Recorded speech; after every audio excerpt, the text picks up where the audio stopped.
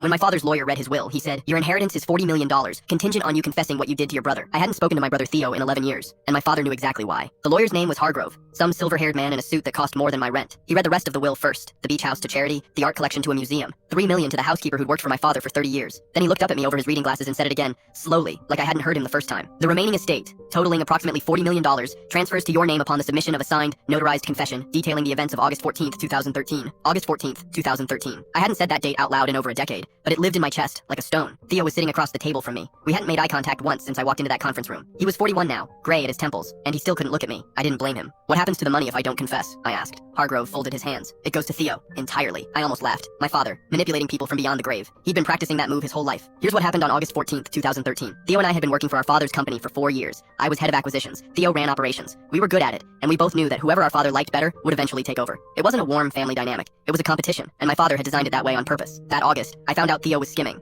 Not a little. $300,000 over 2 years, moved through a shell account he'd set up using a subsidiary company name. I dug into it for 2 weeks before I was certain. I had documentation, wire records, everything. I never reported it. Not to my father, not to the board, not to anyone. I sat with that information for a week, turning it over, and somewhere in that week I stopped thinking of it as a crime I'd uncovered and started thinking of it as a card I was holding. Instead, I went to Theo, and I told him what I had. And then I told him that if he didn't back off from the Singapore deal I was trying to close, a deal that would have made me my father's obvious successor, I would burn him down with it. I blackmailed my brother. Theo pulled out of Singapore. I closed the deal. My father called it the best quarter in company history. 2 years later, Theo left the company quietly, and I became the heir apparent. I told myself Theo had made his own choices first, that I'd just used the tools available to me, that it was business. Theo moved across the country. Our parents went to his wedding, but I wasn't invited. When our mother died, we stood on opposite sides of the grave and didn't speak. My father never said a word to me about any of it, not once in 11 years. But he knew. Of course he knew. He built both of us to be exactly this ruthless, and then he was disgusted when it worked. The confession he was asking for wasn't for the courts. What I'd done wasn't technically illegal. Theo had been stealing, and I'd pressured him to stop. The confession was for Theo. Hargrove slid a single sheet of paper across the table, pre-drafted. My father had even written the template. I looked at Theo. For the first time since I'd walked in, he looked back at me. He didn't look like someone waiting to collect $40 million.